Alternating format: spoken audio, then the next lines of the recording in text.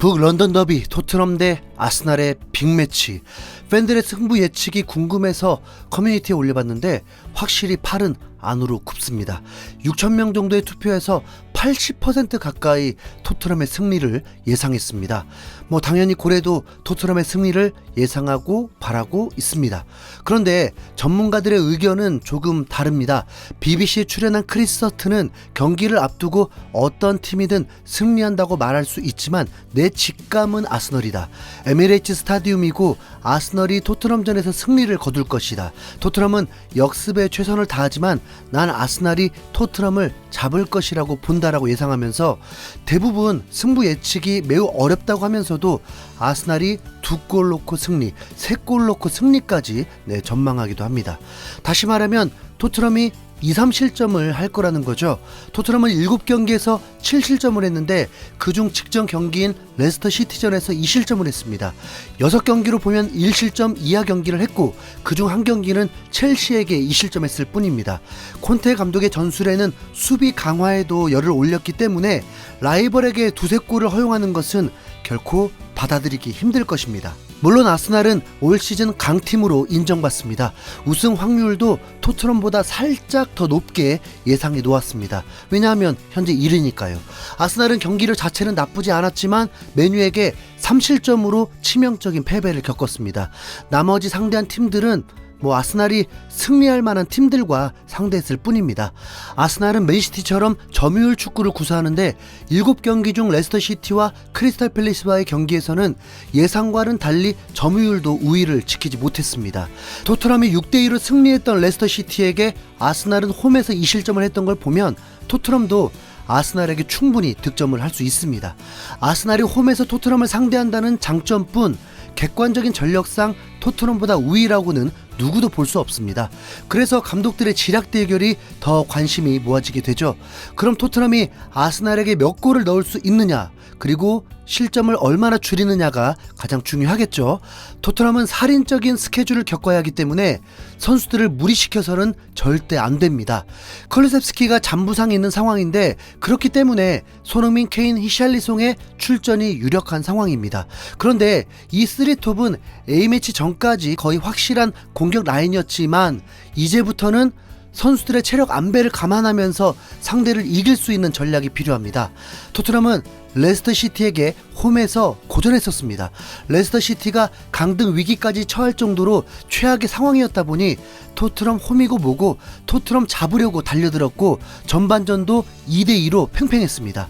후반 시작하자마자 레스터시티 수비의 실수로 토트넘이 3대2로 앞서 나갔지만 약 20분간 레스터시티에게 밀리고 있었습니다. 손흥민을 투입시켜도 득점 기회가 나오지 않았습니다. 우선 레스터시티가 경기를 주도했으니까요. 그러자 콘테 감독이 비장의 무기를 꺼내듭니다. 공격수 클루셉스키를 빼고 미드필더 비수마를 투입시키는 것입니다. 허리 싸움에서 밀리지 않겠다. 미드필더부터 장악하겠다는 거죠.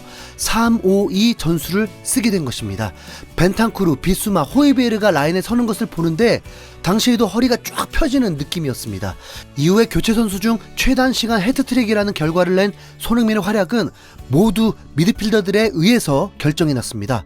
벤탄쿠르가 커트 후 손흥민에게 연결한 리그 첫 번째 골, 비수마와 호이베르가 중원에서 압박으로 볼을 뺐고 호이베르가 득점의 기점이 되어서 케인 어시스트, 손흥민 멀티골이 나왔고 세 번째 골도 비수마가 수비 라인에서 볼을 커트한 후 호이베르가 질주를 하면서 손흥민에게 연결해주면서 헤트트릭이 완성됐습니다. 포트트릭도 가능할 수 있었던 측면에 있던 미드필더 벤탄쿠르의 완벽한 패스도 있었습니다.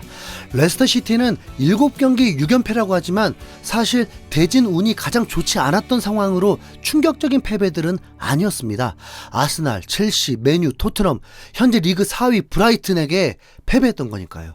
어떤 팀이라도 저런 리그 초반 대진이라면 숨막히죠.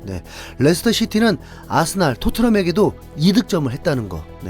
아스날도 대부분 미드필더를 3명을 두고 이 3명이 경기를 풀어나가기 때문에 잘 방어해야 합니다. 그렇게 되면 스트라이커도 2명을 쓰면서 로테이션을 돌리면서 체력 안배도 시킬 수 있죠. 미드필더에도 토트넘 떠나려고 안 달라버린 브리안 힐도 있고 스킵도 있습니다. 이제부터는 모든 선수 가동이 되어야 하죠. 페리시치와 손흥민의 조합이 맞아지려면 3-4-3보다는 3-5-2가 더 수월해질 수도 있는 거고요. 네. 언제나 토트넘의 구멍은 오른쪽 윙백이 되는데 콘테 감독이 승리하기 위해서 공격적인 선수가 꼭 필요한데 혹시 아나요? 네. 모우라를 에메르송 대신 쓰게 될지. 네. 아스날의 강함도 인정하면서 첼시전처럼 당하지 않으려면 허리를 강화시키는 것은 매우 중요할 수 있습니다. 솔직히 비기는 것도 뭐 나쁘진 않잖아요. 네. 토트넘은 3-5-2 포메이션으로 13분 만에 3골이 나왔을 때 모두 역습으로 인한 골이었습니다. 역습에 특화된 손흥민이 있었기 때문이죠. 간간히 좌우 측면 크로스와 코너킥, 세트피스로 인한 확률 낮은 골들이 나오면 뭐 더할 나위 없이 좋겠지만 아스날전에서 이 전술이 가장 필요할 때이지 않나 싶습니다. 이는 토크스포츠에서도 토트넘 예상 라인업으로 3-5-2를 선택했습니다. 콘테 감독이 경기 전 인터뷰에서 아스날에게 전략을 노출하고 싶지 않아 했는데 이 부분도 포함되지 않았을까요? 네. 콘테 감독은 비수마가 투입된 후 잘 해줬다고 칭찬도 해줬습니다. 경기보다 라인업이 더 궁금해지네요.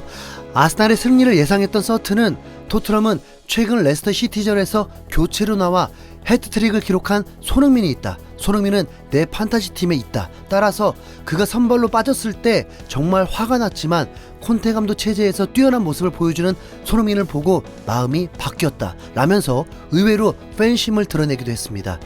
이제 10월이 되었고 한 해도 3개월밖에 남지 않으면서 이제 한 해를 정리하는 평가들이 나오고 있습니다. 먼저 올해 프리미어리그 베스트 11을 선정했는데 손흥민과 케인이 나란히 입성했고 리버풀, 맨시티, 토트넘, 첼시만 있었습니다. 자 보세요. 아스날 선수는 한 명도 없습니다. 자 그리고 발롱도르 예상 순위가 계속 나오고 있는데 전날에는 손흥민이 12위에 오르면서 3년 전보다 무려 8계단이 올라갔는데 혹시나 기대했던 10위 안에 들지 못했지만 발롱도르 명단 유출 루머가 뜨면서 손흥민이 9위에 올라 있었습니다.